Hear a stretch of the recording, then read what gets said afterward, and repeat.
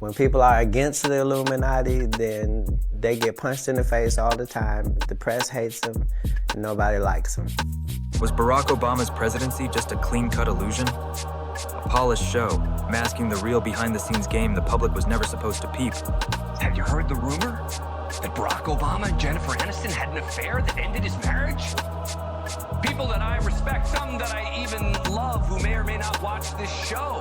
That's the fire starter that's reigniting whispers louder than ever. And guess who fanned the flames with no filter? Katt Williams. In one of his now viral stand-up clips, Katt didn't just crack jokes, he came for the throne. While most folks were still applauding Obama's cool charm and flawless speeches, Katt flipped the script. He called him a white-friendly black man, saying straight up that Obama felt more like a packaged product made to comfort the masses. And that's the thing is, so the Bidens and the Obamas hate each other because Michelle Obama is very good friends with Hunter Biden's ex-wife.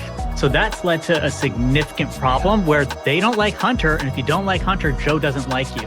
So I would not be surprised if Holmes is right on with this of like, oh, well, why don't we do this? It's like, oh man, you give us problems, maybe you can have a problem or two. Not someone who truly repped the streets he came from. It wasn't just comedy, it was a warning shot. And yeah, people laughed, but behind the laughs, that message hit hard. Was Obama just a polished symbol, a face of progress designed to sell hope? Or was the whole thing carefully manufactured from the jump? But Katt didn't stop there. He doubled down. He hinted there were deeper forces at work, like some kind of cultural reprogramming happening in plain sight. According to him, Obama's time in office wasn't about shaking the system. It was about playing by its rules. And now, looking back, a lot of those jokes don't sound so funny anymore. They're starting to sound like clues. Fast forward to now, and one major debate is heating up like lava. I've not been funded. They pay you to not talk about things they don't want you to talk about. They tell you that themselves.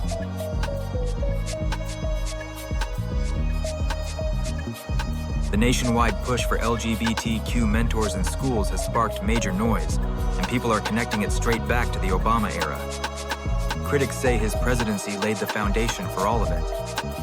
Some voices, especially in conservative corners, have been calling out what they describe as a pro-homosexuality agenda, a term packed with controversy, but still popping up again and again. Under Obama, rainbow flags weren't just symbols. They were projected onto the White House. Federal protections got expanded big time, and depending who you ask, that was either long overdue or way too far. And now, years later, it's trickled down into classrooms, where the big question ain't even about tolerance not to add anymore. Insult to injury, but there's a Daily Mail report out today saying Kamala Harris's marriage may be on the rocks. Like everybody's on the rocks.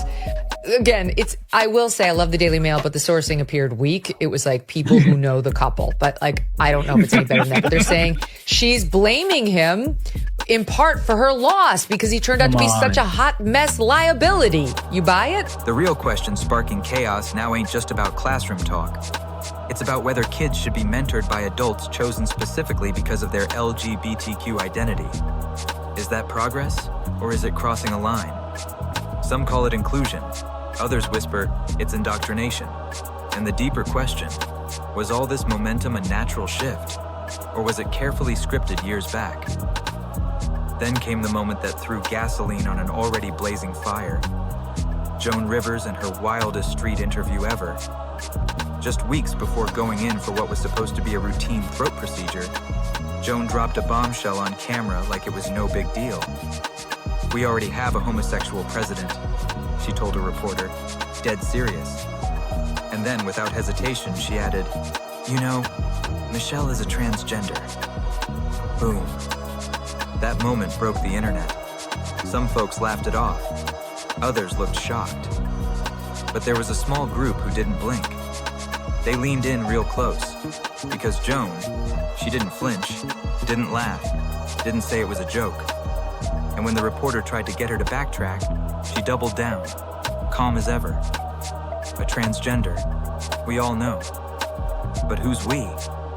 And what made her so sure she could say it out loud? that's where it all turned. The truth about Jen and Barack is that there is no truth. There is It no untrue. truth. You know Barack Obama. I've met him once. Met him once. I know Michelle more than him. What is there a truth about you and Michelle that we should know? That is not true. Now look, Joan Rivers was no stranger to controversy. She roasted everybody, offended every group you can name, and collected bans from TV networks like they were trophies. But this wasn't about fashion or celebs. She was talking about the Obamas, and it hit deep. Less than 2 months later, Joan was gone. Not from any illness, not some tragic accident, but from a routine surgery gone horribly wrong. Her vitals tanked, oxygen dropped fast, and no one moved quick enough to save her. That's what official reports say. But not everyone's buying it. Some online sleuths say it was no accident. They call it a quiet takedown, an assassination by neglect. The theory: Joan said something on camera that wasn't supposed to be said, and someone made sure that was her last word. What's wild is her procedure was allegedly unauthorized, and the clinic even admitted blame in a settlement with her daughter, Melissa. Now, let's be clear. The Obamas were never officially tied to Joan Rivers' death. Not even close. In fact, President Obama himself sent Melissa Rivers a handwritten condolence letter praising Joan for her wit and sharp mind. Real classy. But for some folks, that move raised eyebrows. If her comments were just baseless gossip, why respond with such a warm public gesture? Some called it respect. Others called it damage control. And just when things started to cool off, another old name popped back up. Larry Sinclair. Oh, but if it is true, it truly would be a political earthquake in Democrat circles. Never mind America. I don't remember a presidential divorce in modern history. Got to spend a minute on the Obamas because there seems to be some momentum picking up in the rumor mill about their marriage. All right, I'm going to bring you what I know. Yeah, the same guy with a messy criminal record and a whole resume of wild claims. Sinclair's old story from the late 90s suddenly started trending again. He said he met Obama at a bar, did some stuff involving a substance that rhymes with cane, and then allegedly had a night that wasn't just about small talk. That's what he claimed. Credible? Not in court. But still, the timing of his return felt way too perfect. Tucker Carlson gave him a platform. The internet lit up. And just like that, people started replaying Joan Rivers' street interview with a whole new perspective. Believe it or not, the flames keep getting higher because the smoke never fully faded. And that's what keeps folks asking who really was Barack Obama. But now the convo has shifted. It ain't just about the man himself, it's about the legacy he left behind. This whole LGBTQ mentorship push in schools, it didn't just pop out of nowhere. It's been brewing ever since Obama's era. So now people are asking, was this the hope and change we were promised? Or was it hidden in the fine print nobody read? And just when the noise started to settle, new whispers started spreading. Real quiet at first, buried in comment sections and talk shows. Rumors that Barack and Michelle, they ain't really living that perfect couple life anymore.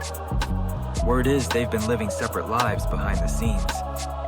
Folks pointed out how Michelle skipped Trump's inauguration and Jimmy Carter's funeral, saying maybe, just maybe, she couldn't fake it anymore. But what happens when all these wild rumors start connecting like puzzle pieces? When Joan Rivers' final interviews stop sounding like comedy and start looking like confessions, that's when the question shifts. It's no longer if the Obamas were hiding something, but how deep it might really go. Because here's what's got the internet locked in. People ain't just focused on what Joan said. It's how she said it.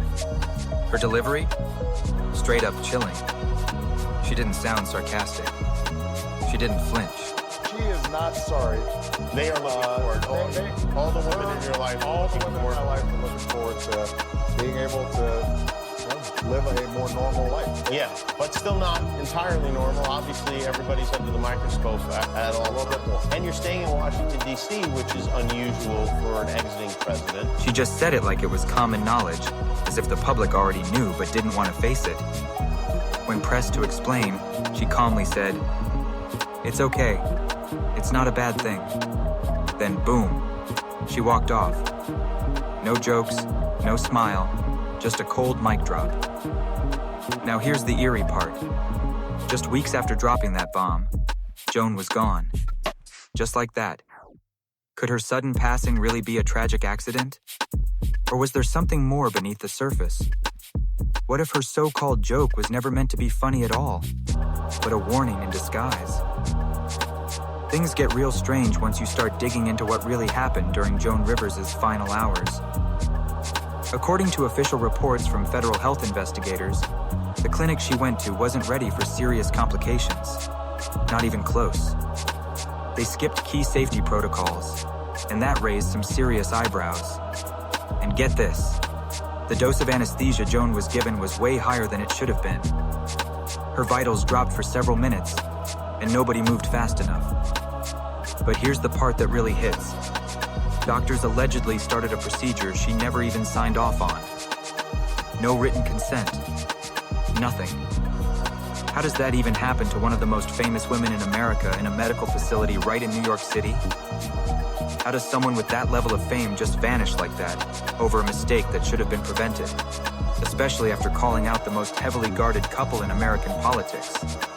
That timing, too wild to ignore. Maybe this is all just coincidence. Maybe the internet's playing detective again. But maybe, just maybe, there's more to the silence. Because when someone like Joan, loud, bold, untouchable, suddenly goes quiet forever under murky circumstances, you gotta ask yourself, was it really just her mouth that got her in trouble? Did Joan Rivers' bold words cost her more than just a gig? And here's the real kicker. What else was she about to say before everything went dark? She didn't suggest Obama was the first homosexual president. She flat out said it. She didn't hint at Michelle being transgender. She declared, "We all know." Not believe, not maybe, no. And then silence. Permanent. Questions still floating with no answers in sight. Like who gave the green light for an unlicensed doctor to snap selfies next to Joan while she was unconscious? Why did the surveillance footage from the clinic mysteriously vanish during the investigation? And how did a basic outpatient visit turn into a full-blown disaster with no one held criminally responsible? But this story doesn't stop with Rivers. The rabbit hole runs way deeper, straight into the heart of Hollywood. Because if Barack Obama wasn't just a political icon, but a cultural designer, then where he really left his fingerprints was in the entertainment biz. Over the years, TV and movies didn't just change, they transformed.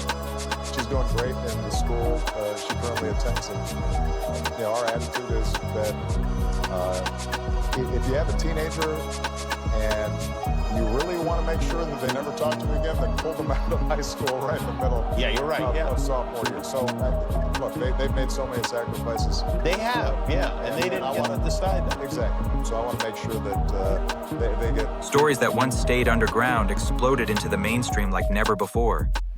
Inclusion wasn't just trending, it became mandatory. Everything got brighter, bolder, wrapped in rainbow vibes and glitzy slogans. But now, some insiders are starting to whisper, was all that really organic? Or was it all choreographed from behind the curtain? And the name that keeps surfacing in those whispers, Jennifer Aniston. Yeah, that Jennifer, the golden girl from Friends. No one expected her name to pop up in the Obama conversation. But suddenly, tabloids lit up with claims that her connection to Barack wasn't just professional. The gossip, that they were more than just aligned on production projects. Checkout aisle magazines ran wild. Late night shows had a field day. And then Aniston finally spoke out on Jimmy Kimmel. She said it was absolutely untrue. Claimed she'd only met Barack once and actually knew Michelle better. Clean denial, maybe, but it didn't kill the noise. If anything, it just made people ask new questions. What if the link between Jen and Barack wasn't about romance at all, but strategy? Because let's not forget, Obama didn't vanish after leaving the White House.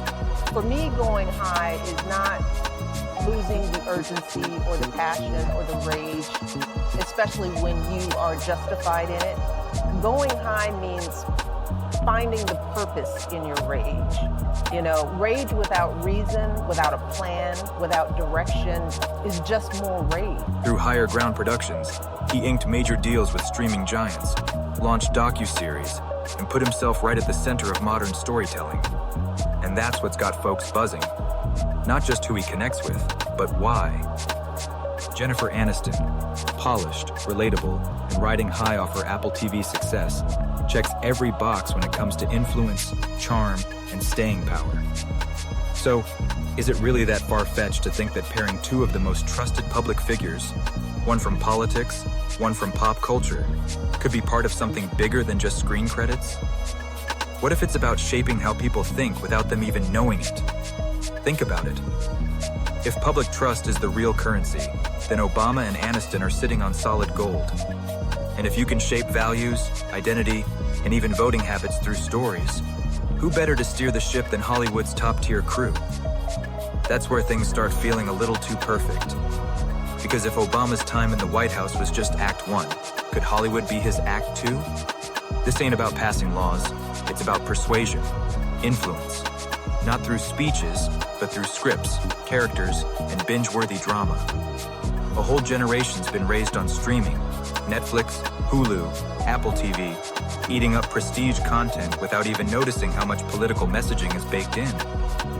Was it pure coincidence that progressive themes started flooding screens right after Obama left the Oval Office and stepped into the media world? Or were those ideals always part of the blueprint, just waiting for the right faces and platforms to roll them out? According to quiet chatter in the industry, Obama's reach in Hollywood runs deeper than anyone guessed.